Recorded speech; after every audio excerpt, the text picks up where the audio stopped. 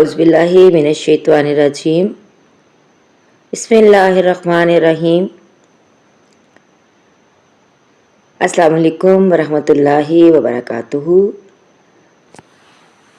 Welcome back to my channel नबी की बातें Urdu status.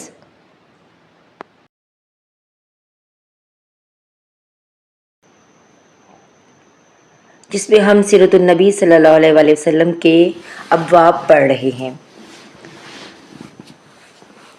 आज का बाब नंबर 19 जिसका उन्वान है दीन नहीं छोड़ूंगा। लेकिन जिन्होंने बाब नंबर 18 अभी तक नहीं पढ़ा तो मैं उसका लिंक आई बटन में डाल दूंगी, वहाँ से पढ़ लीजिएगा। और जो चैनल पर नए हैं वो चैनल को सब्सक्राइब कर लें। हज़रत अबू बकर सिद्दीक़ रज़ी अल्लाह तआला अन्हु कहते हैं, जब मैं यमन में अपनी ख़रीदारी और तजारती काम कर चुका तो रुखसत होने के वक्त उसके पास आया। उस वक्त उसने मुझसे कहा, मेरी तरफ से चंद शेर सुन लो जो मैंने उस नबी की शान में कहे हैं। उस पर मैंने कहा,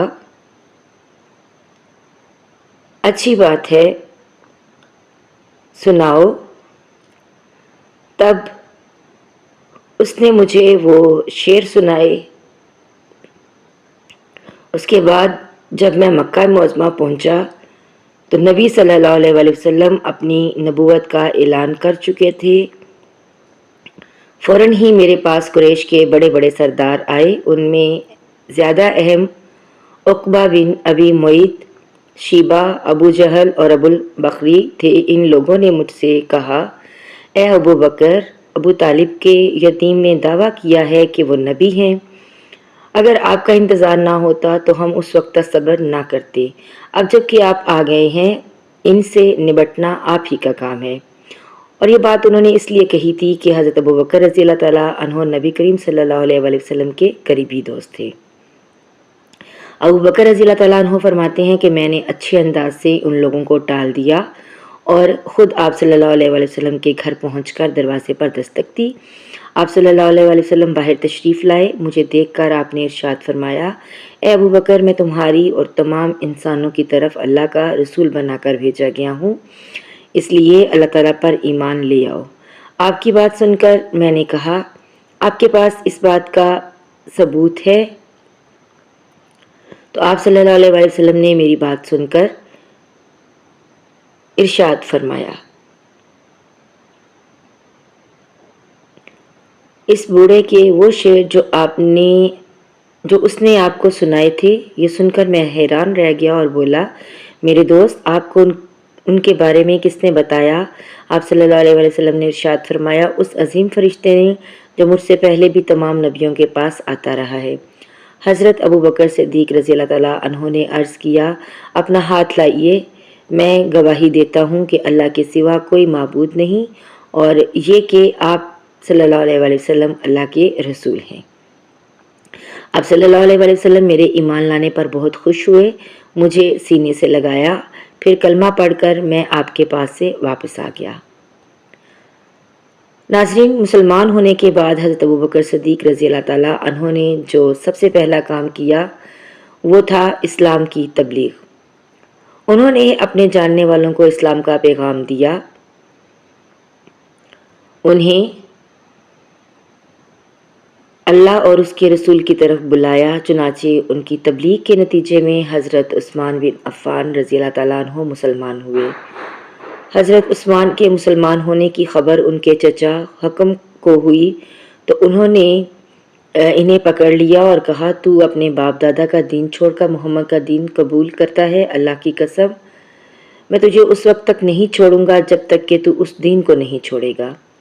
उसकी बात सुनकर हज़रत उस्मान गनी रज़ी अल्लाह तआला अन्हु ने फरमाया, अल्लाह की कसम, मैं इस दीन को कभी नहीं छोड़ूंगा। उनके चचा ने जब उनकी पुख्तगी और साबित कदमी देखी तो उन्हें धुएं में खड़ा करके तकालीफ पहुंचाई। हज़रत उस्मान रज़ी अल्लाह तआला अन्हु साबित कदम रहे। हज़रत उस्मान की फ़जीलत में एक हदीस में आया है कि नबी करीम सल्लल्लाहु अलैहि वसल्लम ने फरमाया, جنت میں ہر نبی کا ایک رفیق یعنی ساتھی ہوتا ہے اور میرے ساتھی وہاں عثمان بن عفان ہوں گے۔ حضرت ابوبکر رضی اللہ تعالیٰ عنہ نے اسلام کی تبلیغ جاری رکھی۔ آپ کی کوششوں سے حضرت عثمان رضی اللہ تعالیٰ عنہ کے بعد حضرت زبیر بن العوام نے بھی اسلام قبول کیا۔ اس وقت ان کی عمر 8 سال تھی۔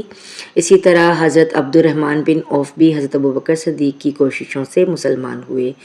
جاہلیت کے زمانے میں ان کا نام عبد القعبہ تھا۔ نبی کریم صلی اللہ علیہ وسلم نے آپ کا نام عبد الرحمن رکھا۔ یہ عبد الرحمن بن عوف رضی اللہ تعالیٰ عنہ کہتے ہیں، امیہ ابن حلف میرا دوست تھا۔ ایک روز اس نے مجھ سے کہا، تم نے اس نام کو چھوڑ دیا جو تمہارے باپ نے رکھا تھا؟ جواب میں نے کہا، ہاں چھوڑ دیا۔ یہ سن کر وہ بولا، میں رحمان کو نہیں جانتا، اس لیے میں تمہارا نام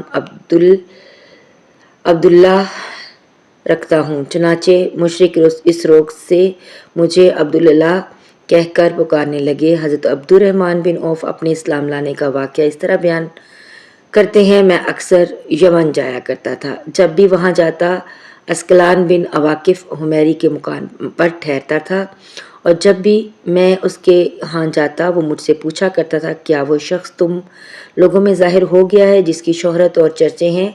کیا تمہارے دین کے معاملے میں کسی نے مخالفت کا اعلان کیا ہے؟ میں ہمیشہ یہی کہا کرتا تھا کہ نہیں، ایسا کوئی شخص ظاہر نہیں ہوا، یہاں تک کہ وہ سال آ گیا جس میں نبی کریم صلی اللہ علیہ وسلم کا ظہور ہوا۔ میں اس سال یمن گیا تو اسی کے یہاں ٹھہرا۔ اس نے یہی سوال پوچھا، تب میں نے اسے بتایا، ہاں ان کا ظہور ہو گیا ہے، ان کی مخالفت بھی ہو رہی ہے۔ حضرت عبد الرحمن بن عوف کے بارے میں نبی اکرم صلی اللہ علیہ وسلم نے ارشاد فرمایا، تم زمین والوں میں بھی امانت دار ہو اور آسمان والوں میں بھی۔ حضرت عبد الرحمن بن عوف کے بعد حضرت ابوبکر صدیق رضی اللہ تعالیٰ عنہ نے حضرت سعد بن ابی وقاص کو بھی اسلام کی دعوت دی۔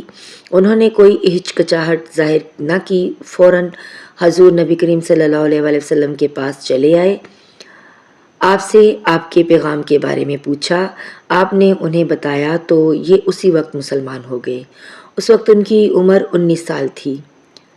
یہ بنی زہرہ کے خاندان سے تھے۔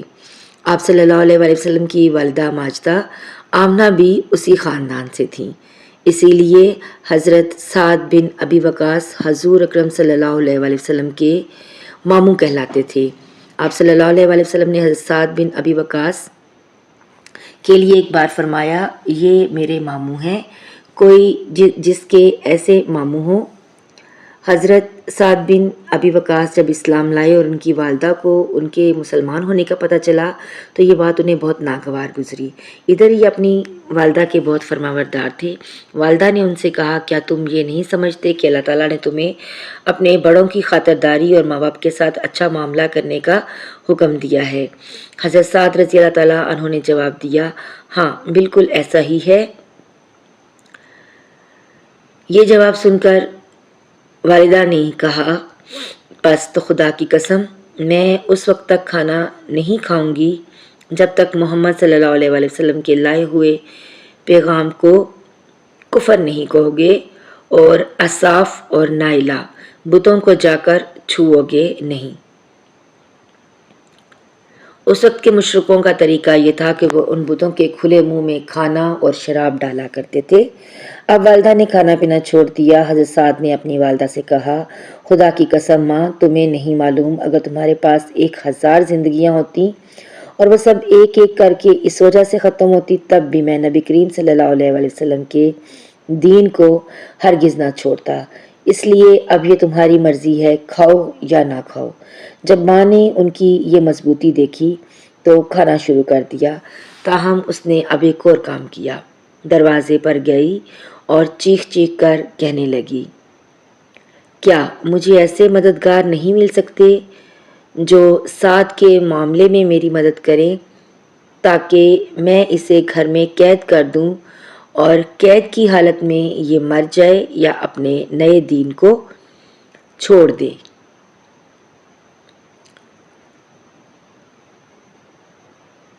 حضرت سعد رضی اللہ تعالیٰ عنہ فرماتے ہیں میں نے یہ الفاظ سنے تو ماں سے کہا میں تمہارے گھر کا رخ بھی نہیں کروں گا۔ اس کے بعد حضرت سعد رضی اللہ تعالیٰ عنہ کچھ دن تک گھر نہ گئے۔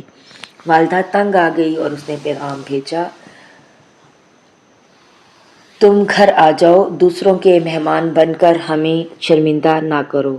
چنانچہ یہ گھر چلے آئے۔ اب گھر والوں نے پیار اور محبت سے سمجھانا شروع کیا۔ وہ ان کے بھائی عامر کی مثال دے کر کہتیں دیکھو عامر کتنا اچھا ہے، اس نے اپنے باپ دادا کا دین نہیں چھوڑا۔ لیکن پھر ان کے بھائی عامر بھی مسلمان ہو گئے۔ اب تو والدہ کے غیظ و غضب کی انتہا نہ رہی۔